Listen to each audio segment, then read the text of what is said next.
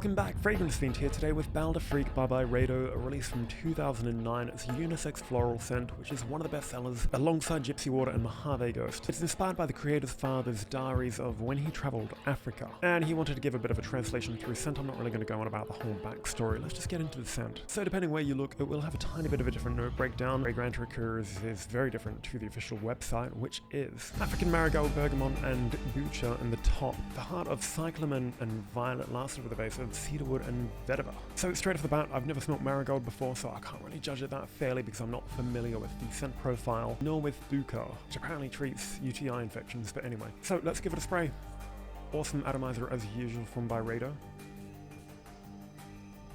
It just always smells like a 5-star hotel room, such an incredible scent to be honest. I could really use this more as a room spray or linen spray more than an actual perfume. It's just incredibly soft and powdery. The floral element isn't even that feminine leaning, even though it's a unisex scent. I do believe that a lot of 5-star hotels do use their products for body washes and hand creams. It actually smells like it was created for the intention to be sold to hotels. It's just really got that classy yet mysterious vibe about it. The opening is just so incredibly smooth. There's no abrasiveness whatsoever. It's just like the equivalent of a really soft fluffy pillow. That being said though, it is very light. You do get a blend of floral elements which do come off quite vague. I guess that might be the Marigold because I haven't smelled it before. But ultimately I really get a massive hit of that Cedarwood. The base really creeps in quite early in the scent. As it begins to dry down though, the transition is quite linear. It does become a little more muscular over time. The woods are a little more pronounced. The Bergamot doesn't stay around for too long. It's only for that freshness in the opening. It does however smell incredibly luxurious and high quality. Usually Violet is quite an aggressive note, but when it dries down it does become quite powdery, but with this it feels like there's no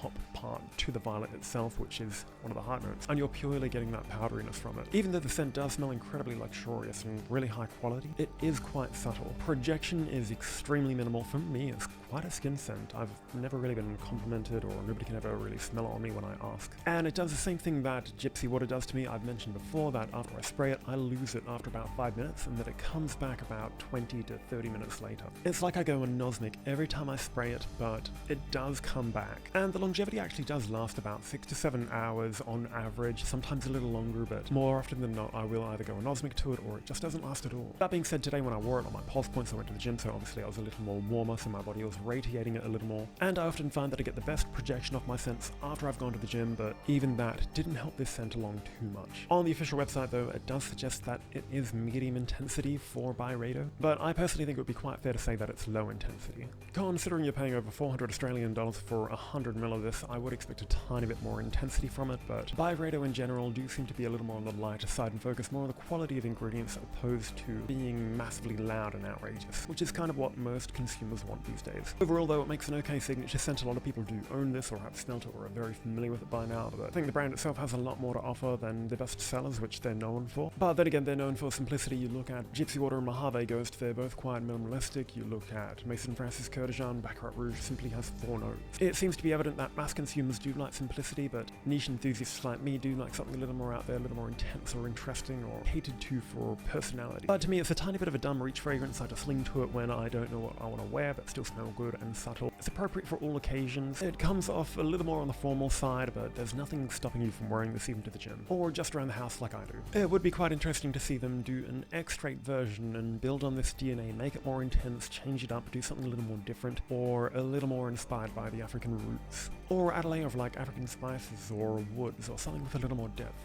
It also makes for a really easy gifting fragrance. I think you can give it to anyone and they'd appreciate it. There's nothing too crazy about it where people would be put off. It's just a really nice, light, pleasant scent. Not to be overly specific, I probably do get about 10 centimeters of projection, which is still very poor. But it's not a complete skin scent right off the bat. Usually after about an hour, that's when it begins to die off. But from there to the 7-hour mark, you don't really see too much of a change. You're still able to smell it. And then after 7 hours, it's gone. Most people already have smelt it by now, but I thought I'd add my 2 cents for maybe those that haven't, to give you a different perspective. I'm pretty much halfway through my bottle now. Would I buy it again? Probably not. I really honestly just use this one as a bit of a base for layering with other fragrances. Honestly, you can pretty much layer this with anything, whether it's fresh, floral, or woody. But anyway, that's all for today's video. Thank you so much again for watching, and I'll see you next time.